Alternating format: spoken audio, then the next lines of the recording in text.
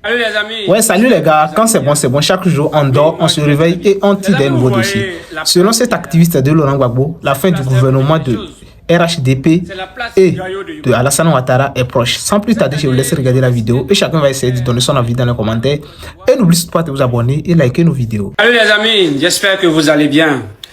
Oui, moi je vais très bien. Les amis, vous voyez la place qui est là. Cette place-là, elle vous dit quelque chose. C'est la place Figayo de Yopougon.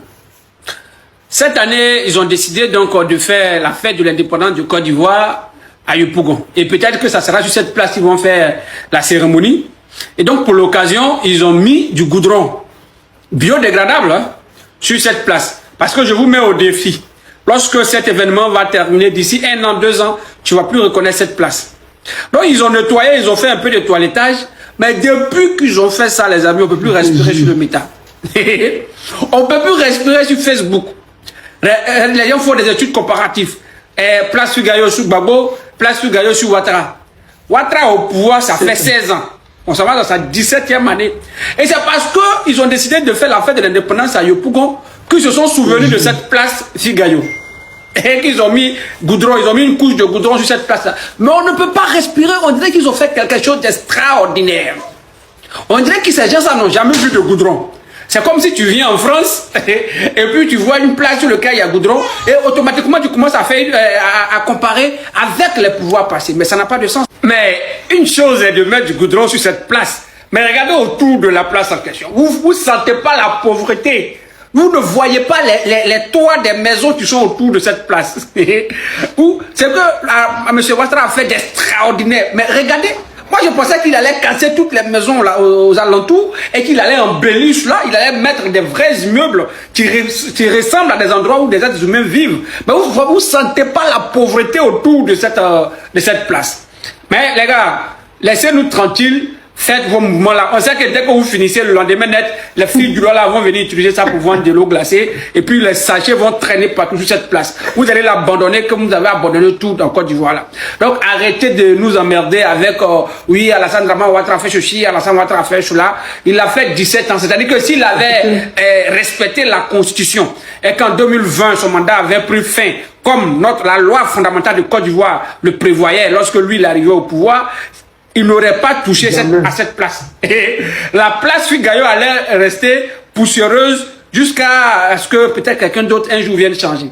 Mais c'est parce que lui, il s'est entêté et il a brigandé la constitution de notre pays. Et il est resté à la tête de la Côte d'Ivoire pour faire 4 mandats, là où la constitution demande 2. C'est pourquoi là, dans sa 17e année, il allait donc mettre du goudron sur cette place. Donc ne nous faites pas perdre notre temps. Parlons d'autre chose. Voilà, laissez cette affaire de Ouattara a mis du goudron sur la place Figayo. Ça ne va rien changer. Ça ne va rien changer. Ça n'apporte pas du riz sur la table de l'Ivoirien qui tire la langue. Voilà. Vous allez d'écouter la vidéo de ce jeune-là. Ce qu'il dit est tellement vrai que nos parents du là, ils ont du mal à comprendre. Bon, c'est pas de leur faute. Vous savez, les gens qui font école coranique, la majorité, il y a souvent de l'eau à la place de la cervelle. C'est compliqué. C'est pas facile de leur expliquer que si Ouattara est en train de faire ce qu'il fait, c'est parce qu'il a fait plus de 17 ans au pouvoir. Si Ouattara avait eu et respecté ces 2 mandats qui étaient celui de 2010 à 2020, on ne serait même pas en train de parler de ça. On serait peut-être un autre level. Mais hélas, ils ont torturé notre constitution. Les étrangers, ils se sont accaparés de tout ce qu'ils avaient, de tout ce qu'ils ont pu prendre. Ils ont tout arraché aux Ivoiriens. Mais nous, on ne fait que leur dire merci parce qu'ils ont ouvert nos yeux. Au fur et à mesure qu'ils avancent, nous découvrons la facette de ceux avec qui on était, de nos étrangers. Ceux que nos parents ont accueillis hier et qui, leurs grands-parents, étaient gentils, honnêtes, respectueux des Ivoiriens et qui prenaient la parole quand on leur posait des questions. Mais aujourd'hui, nos parents de Kosangui dorment en brousse parce que les étrangers ont décidé de récupérer les villages. Nos parents dorment en brousse parce que les étrangers ont décidé de récupérer les terres. Mais comment allons-nous combattre ces gens-là? Parce que Quand on dit qu'il y a une communauté internationale, on pensait que c'était ceux qui faisaient respecter les lois, c'était les gendarmes du monde. Mais plus le temps avance, plus on se rend compte qu'ils ne sont pas les gendarmes du monde, mais ils sont plutôt les gendarmes de leur matière première. C'est-à-dire, même si les Ivoiriens, innocents, croupissent en prison, ça ne les regarde pas. Là où hier, ils criaient au secours, la dictature, maintenant, c'est la croissance 9%, la croissance 8%. On nous fait croire que c'est la croissance, alors que la Côte d'Ivoire est super endettée. On ne peut pas faire croissance en étant super endetté. C'est comme si on nous disait que la France fait des croissances, alors que la France est en train de chuter. Elle était AA hier, aujourd'hui elle est devenue AB. Mais elle est en train de chuter, elle ne fait plus partie des pays développés du monde mondial. C'est-à-dire qu'on dit pays riche là, la France ne fait plus partie.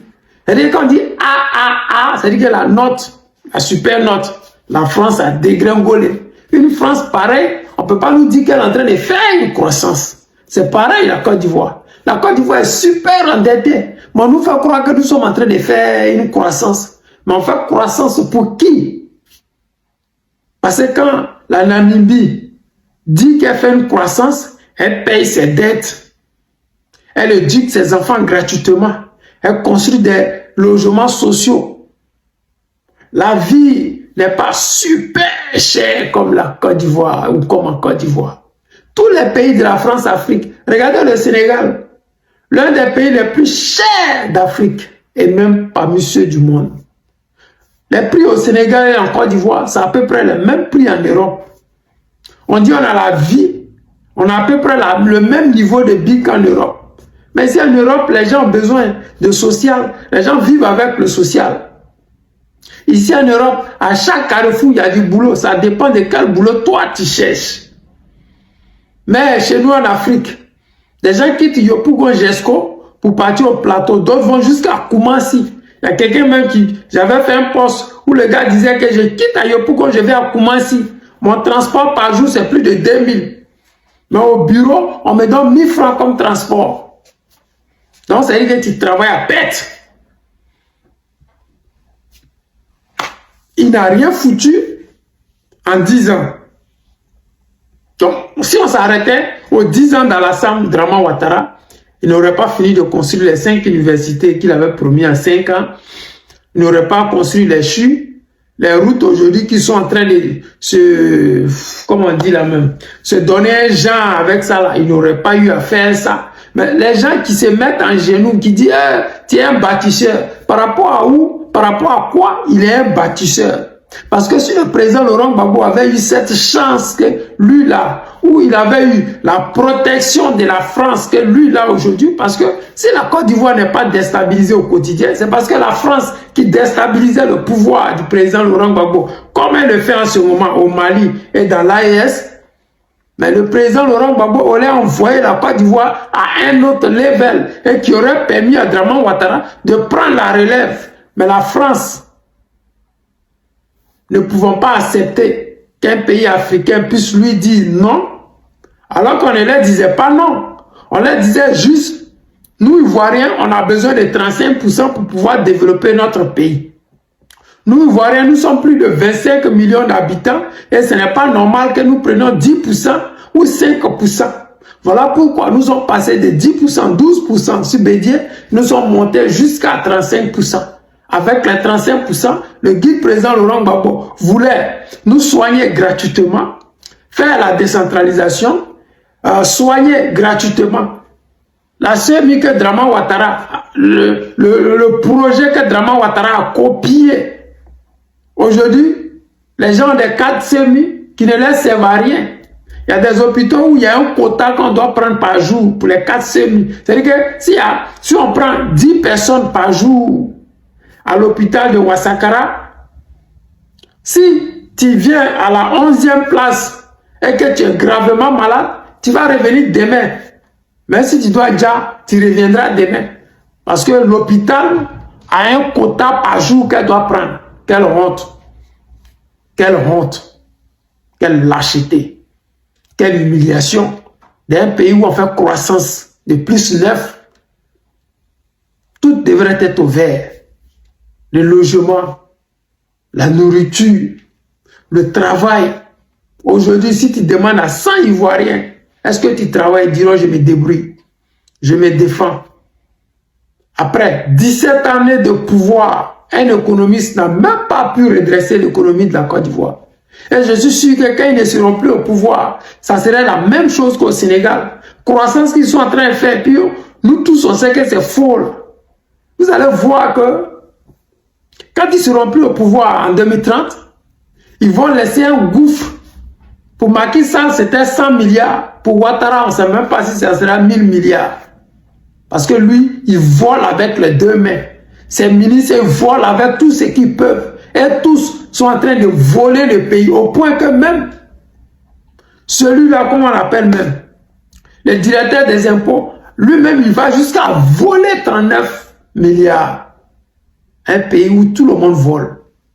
Le président est voleur, sa nièce est une voleuse, sa fille est voleur, tout le monde. Tout le monde.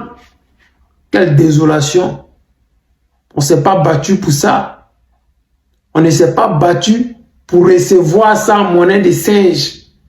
C'est pourquoi le guide président Laurent Gbagbo disait aux Ivoiriens, serrons les ceintures. Quand on aura fini de payer nos dettes, on pourra relancer notre économie. On finit de serrer les ceintures, on paye les dettes. Et au moment de récolter la dividende, on nous impose un vaurien, le plus nul de tous les économistes que nous, on n'a jamais connu dans le monde. Le plus nul. Il est tellement nul que les militaires qui sont dans l'AES, là, font mieux que lui. Regardez les croissances aujourd'hui. Quand pas des pays qui ont fait des croissances, là, regardez, le Niger fait partie. Quelle honte. Alors qu'il y a la guerre au Niger. Quelle honte pour ce soi-disant économiste. Quelle honte. Les amis, c'était le président Lota, l'ami des dirigeants qui respectent. Je vous aime et je vous dis à tout à l'heure.